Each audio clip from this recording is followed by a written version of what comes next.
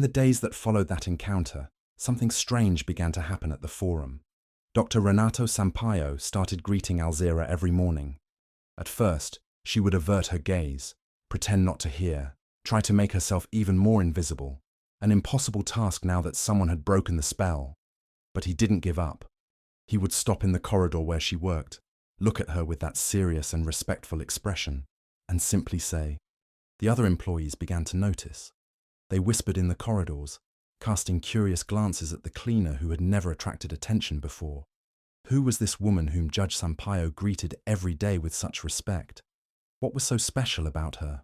Why would a judge, known for his severity and professional distance, treat a cleaner as if she was someone important? And she knew, with the painful intuition of someone who had once lost everything, that it was only a matter of time until someone found out. Until the past resurfaced, like a corpse, refusing to stay buried. And she didn't know if she could survive that again. What Alzira didn't realize was that Dr. Renato wasn't just being kind. He was studying her, observing her, confirming something he had suspected for a long time. And each time she averted her gaze, each time she recoiled from him, as if trying to disappear, he became more certain. That was the woman he had been searching for years.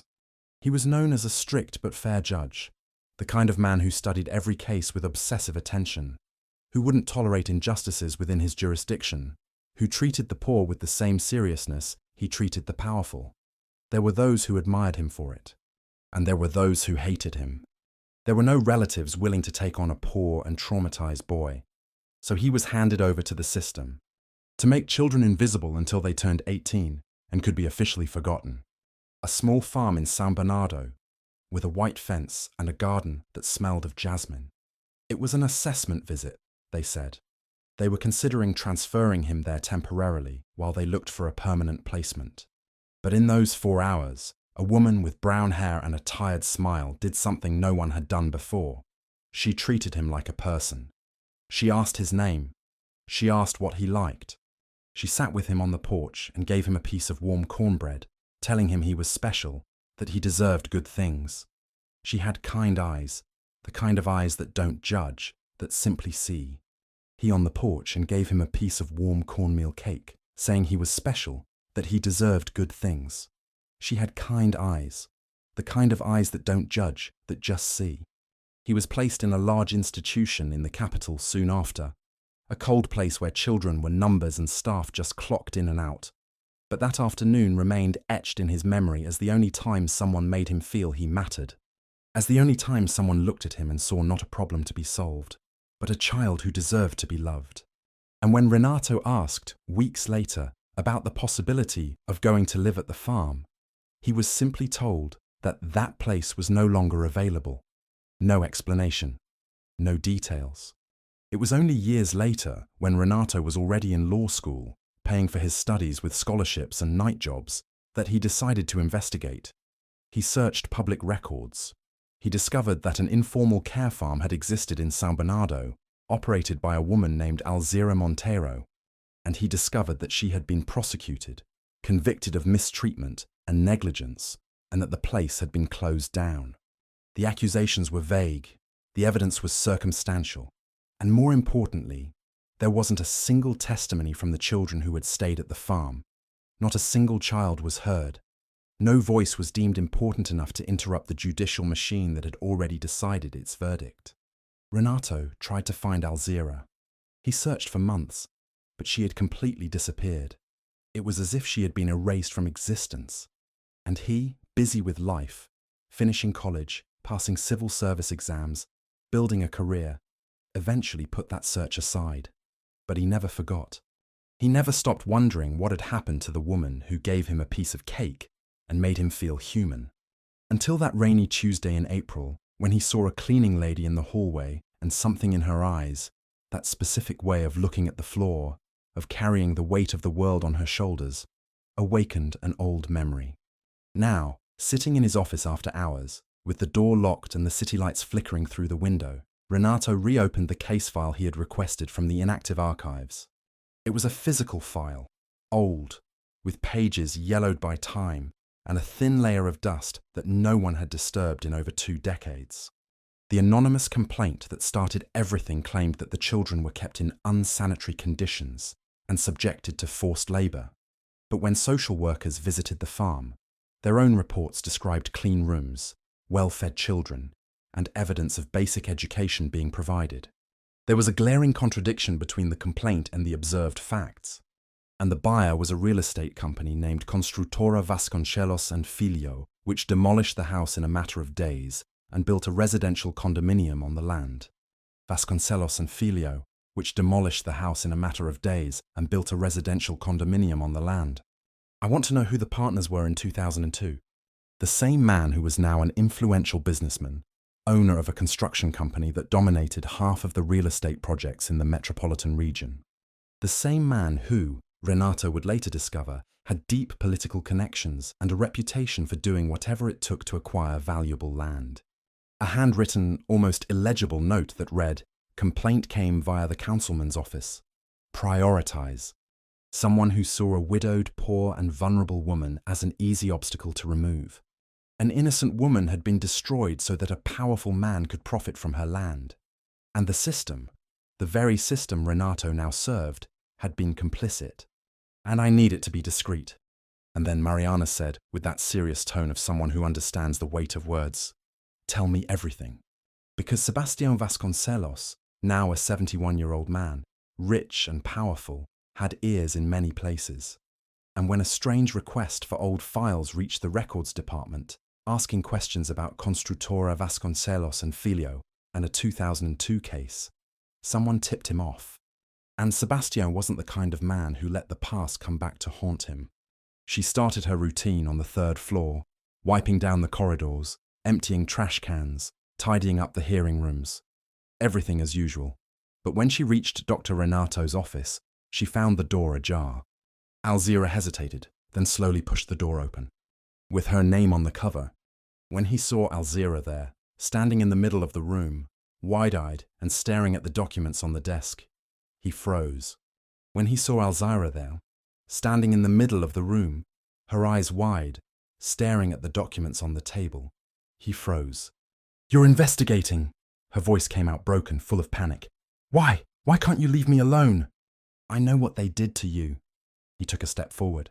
"And I know the conviction was unjust," Renato continued, his voice softer now. "But I remember you. A winter afternoon, 37 years ago. You gave me a piece of cornmeal cake and told me I was special." She looked at the man in the suit and robe, trying to see through the decades, trying to find the face of a child she might have known. Because it was the first time someone made me feel like I mattered. She remembered making cake that morning, sitting with him on the porch while Vicente worked in the workshop.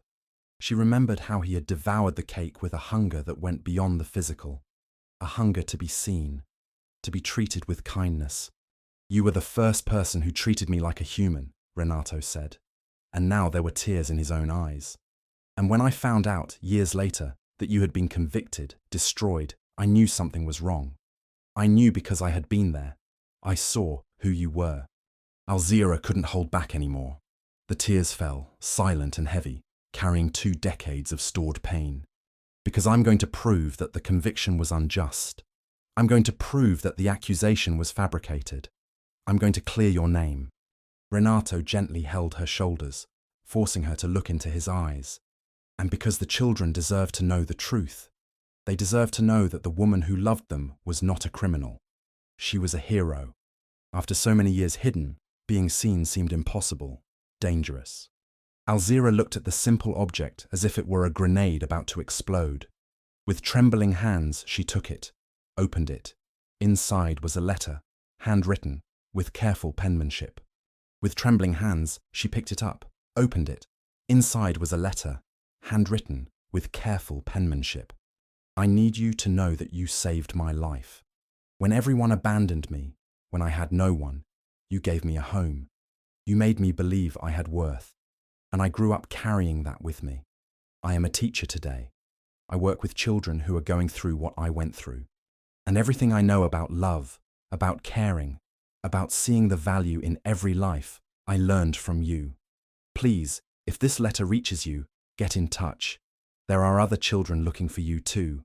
We want to thank you. We want you to know that you did not fail. You saved us. With eternal love, Mariana Santos, the girl who had nightmares and to whom you used to sing to sleep." And as she held that paper, as if it were the most precious thing in the world, she finally let it come. All the weeping she had held back for 23 years, all the pain, all the shame, all the loneliness. They were also of something whose name she had forgotten: hope. It was a sad but determined smile. "I need you to trust me, and I need you to help me uncover the truth about who was really behind that accusation, because I already have leads, and they lead to someone very powerful." He answered, and his expression changed instantly. He turned pale, serious. "The man who bought your country house 23 years ago." "Donna Alzira," Renato said, taking her hand firmly. "I need to go, but I promise I won't give up. No matter what they say, no matter what they threaten, I won't abandon you as the system did." But as Renato left the office toward the upper floor, where the judge awaited him, neither of them knew that the conversation about to happen was not merely a warning. But as Renato left his chambers, heading to the upper floor where the judge awaited him, neither man knew that the conversation about to take place wasn't just a warning. Judge Mauricio Fontana's chambers were on the top floor of the courthouse, a spacious area with windows overlooking the entire city. It was a place designed to impress, to remind visitors of hierarchy and power.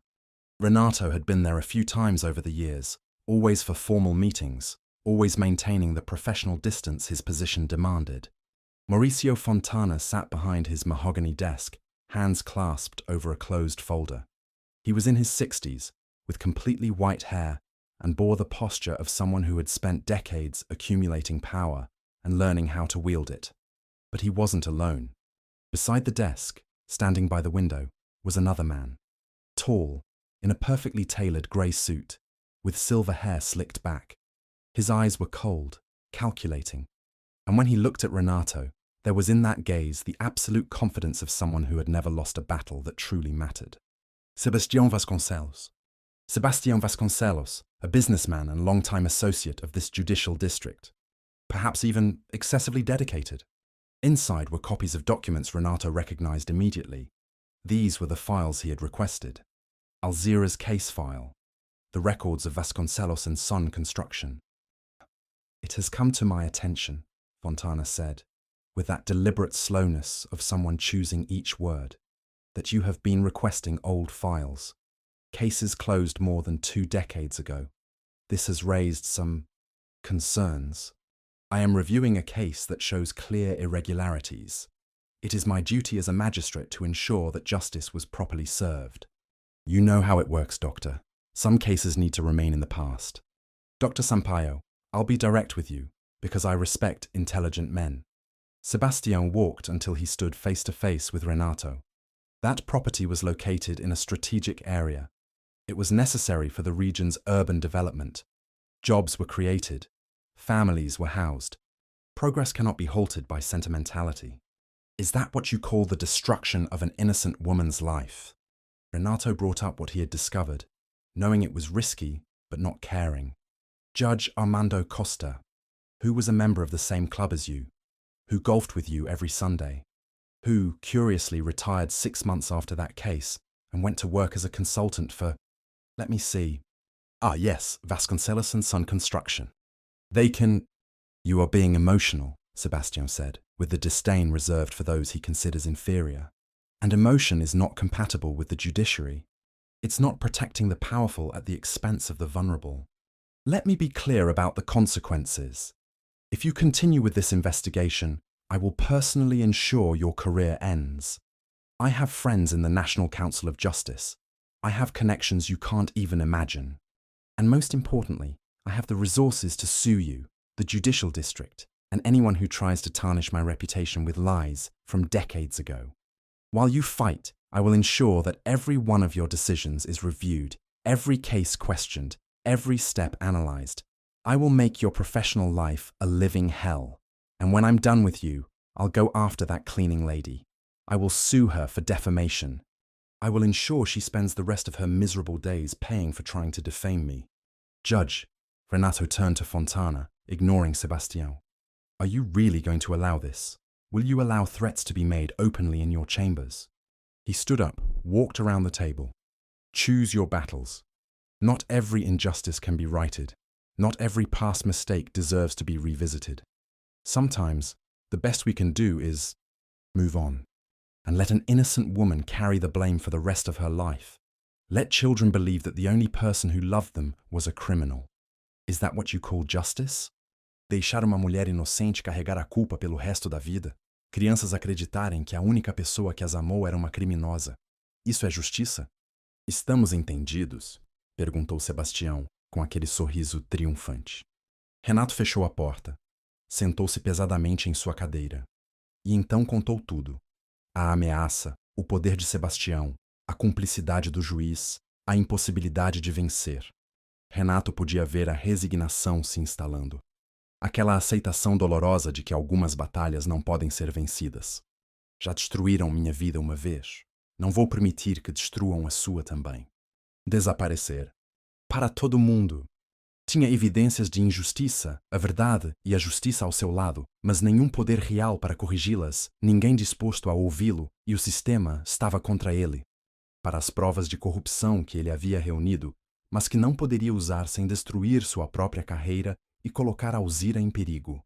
Renato, você precisa ver isso, disse ela com urgência na voz. Acabei de receber uma denúncia anônima. Alguém enviou documentos, e-mails antigos, registros de pagamentos. É sobre Sebastião Vasconcelos e aquele juiz que você mencionou, o Armando Costa. O que há nos documentos? But it came with a note reading, "To the judge who cares, use this wisely." Old, sick, nearing his end, finally trying to make peace with his conscience. The public prosecution opened a formal investigation. The press picked up the story. Other judges, other prosecutors, long silenced or threatened by Vasconcelos over the years, began to speak out. Alzira's estate case was just the tip of an iceberg of corruption that spanned decades.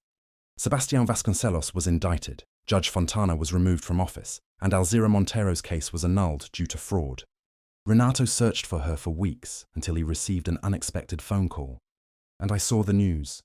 About everything you did. How you proved her innocent. There was a pause. Doctor, I know where she is. When Renato arrived, accompanied by Mariana and 3 other young adults, Carlos, João and Beatriz, all still remembering her, she was sweeping the sidewalk in front of the store. We found you. She cried tears of relief, gratitude and love. And between sobs, she whispered their names, one by one, like prayers. It wasn't an official event, but a group gathered in an empty courtroom. Renato had organized it. There were judges, prosecutors, social workers. And there was Alzira, dressed in a simple but dignified dress, surrounded by the children who had now become adults. The document Renato handed her was not just the annulment of the case, but a formal apology. From the state, from the system, from everyone who had failed her. Donna Alzira Monteiro, Renato read aloud, his voice firm but emotional. On behalf of the justice system that failed you, we ask for forgiveness. You were not a criminal. You were a hero. And it is with honor that we acknowledge this today. Text, Renato read, his voice firm but emotional. In the name of the justice that failed you, we ask for forgiveness. You were not a criminal. You were a hero. And it is with honor that we recognize this today. She simply looked at that paper, at those words that gave back to her something she had lost so long ago, her dignity. And Renato, seeing the woman who had given him a piece of cake on a winter afternoon and changed his life, knew he had made the right choice, even with the risk, even with the fear, even against power. It's about giving a voice to the silenced. It's about remembering that behind every case number, there is a life, a story, a person who deserves to be treated with dignity. Not as a cleaner, but as a volunteer at a children's shelter, a new legalized place where she could finally do what she always did best, love the forgotten. To remember that the love she planted in them continued to grow, multiply, spreading to other lives. And on one of these visits, while they were having coffee on the porch of the new shelter, so similar to the old farm, Alzira looked at him and said, "Thank you for teaching me that justice is worthwhile, even when it seems impossible. And the woman who was destroyed for doing the right thing had finally been recognized for it. It's about remembering that some lives, even when forced into invisibility, carry a light that no injustice can completely extinguish.